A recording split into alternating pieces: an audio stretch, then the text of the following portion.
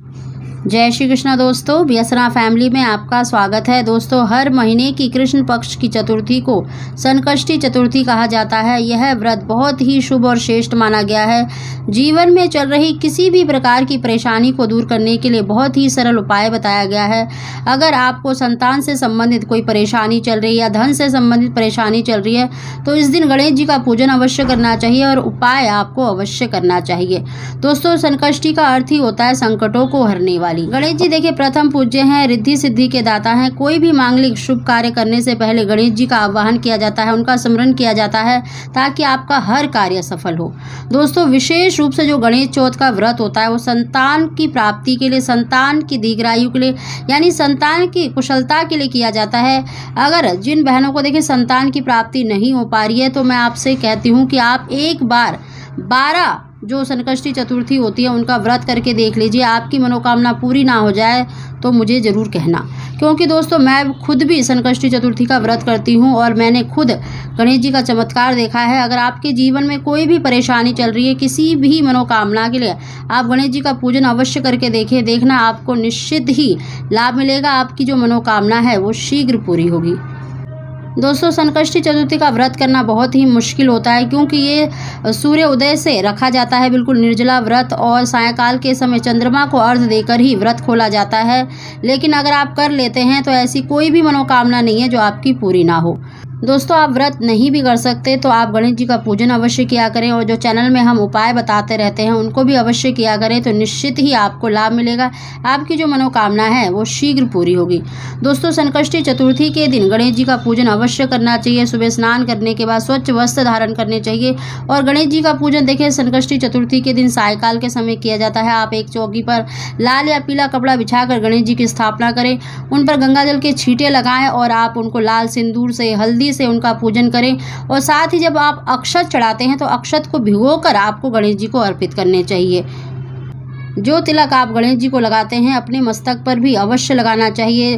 गणेश जी की प्रिय वस्तु जैसे लौंग, इलायची, मतलब हरी ध्रुवा 11 या 21 की संख्या में अवश्य अर्पित करने चाहिए। उनको भोग भी अवश्य लगाना चाहिए। आप पंचमेवा का, केला का, लड्डू का, जो भी गणेश जी की प्रिय वस्तु हैं आप किसी भी वस्तु का भोग लगा सकते हैं। और गणेश जी के आगे धूप दीप जलाकर देखिए गणेश जी के आगे आपको चौमुखा दीपक जलाना चाहिए, यानी 4 बत्ती वाला दीपक जलाना चाहिए। और गणेश जी के आगे आप किसी भी मंत्र का 11 या 21 या 108 बार मंत्र का जाप करना चाहिए। ओम गण गणपते नमः, ओम श्री गणेशाय नमः या ओम पार्वती प्रिय नंदनाय नमः। किसी भी मंत्र का आपको 11, 21 या एक माला का जाप तो अवश्य करना चाहिए और अपनी प्रार्थना अवश्य बोलनी चाहिए, जो भी आपकी इच्छा है, जिस भी मनोकामना के लिए आपने गणेश जी का पूजन किया है। साथ ही दोस्तों, इस वीडियो में हम आपको संतान प्राप्ति का एक बहुत ही सरल और बहुत ही अचूक उपाय बता रहे हैं, इसको जरूर करें। देखिए, जब गणेश जी का आप पूजन कर रहे हैं तो आपको 7 फूलदार लौंग, बिल्कुल साबुत, बिना टूटी फूटी, जिस पर देखिए फूल खिला हुआ होता है, ऐसी आपको लौंग लेनी है। 7 लौंग लेनी है और गणेश जी को आपको अर्पित कर देना है। आप किसी का भी पत्ता ले सकते हैं, पीपल का पत्ता या फिर पान का पत्ता, उस पर आपको स्वास्तिक बनाकर आपको सिंदूर से स्वास्तिक बना देना है। उस पर 7 लौंग अर्पित करके गणेश जी को अर्पित कर देना है अपनी मनोकामना बोलकर। साथ ही दोस्तों, पूजा करने के आधे घंटे के बाद उन फूलदार लौंग को आपको उठा लेना है और आपने जो भी कपड़े पहने हैं उसके पल्लू पर आपको बांध देना है। चाहे आपने सूट डाला है, साड़ी पहना है, तो आपको चुन्नी में या फिर अपने पल्लू में उनको बांध के रखना है और गणेश जी का मतलब ध्यान करते रहना है, उनके मंत्रों का जाप करें। और जब चंद्रमा निकल आता है उस समय तक आपको बांध के रखना है। चंद्रमा को अर्घ्य देने के बाद ही आपको उन फूलदार लौंग को अपने घर के मंदिर में रख देना है।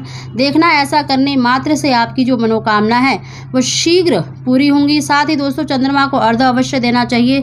इससे आपको संतान प्राप्ति में आ रही रुकावटें दूर होती हैं, संतान से जुड़ी हुई परेशानियां भी दूर होती हैं। साथ ही दोस्तों, गणेश जी को आपने जिस चीज़ का भी भोग लगाया है, लड्डू का, पंचमेवे का, केले का, जिसका भी आपने भोग लगाया है, उसमें जब आप चंद्रमा को अर्घ्य देते हैं तो जो आपने भोग लगाया है उसी से ही आपको अपना व्रत खोलना चाहिए। यानी जो प्रसाद आपने गणेश जी को अर्पित किया है वो स्वयं भी मतलब घर परिवार में तो अवश्य बांटें, आपको खुद भी मतलब ग्रहण करना चाहिए। ऐसा करने से आपकी जो मनोकामना है वो शीघ्र पूरी होती है। तो दोस्तों, ये छोटा सा उपाय है लेकिन पूरी श्रद्धा विश्वास से अगर आप इस उपाय को करते हैं तो निश्चित ही आपकी जो इच्छा है वो पूरी होती है, क्योंकि देखिए जो ईश्वर है वो हमारे भावों को देखता है, हमारी भावनाओं को देखता है। तो आप पूरे भाव से गणेश जी का पूजन अवश्य करें, और गणेश जी बहुत ही शीघ्र प्रसन्न होने वाले देवों में से माने जाते हैं। तो आप अवश्य गणेश जी का पूजन किया करें। देखना जीवन में चल रही सभी प्रकार की परेशानियाँ आपकी निश्चित ही दूर होंगी। दोस्तों, अगर आपको हमारी जानकारी वीडियो पसंद आई हो तो इसको लाइक करें और कमेंट बॉक्स में ओम श्री गणेशाय नमः अवश्य लिखें। आप सभी को जय श्री कृष्णा।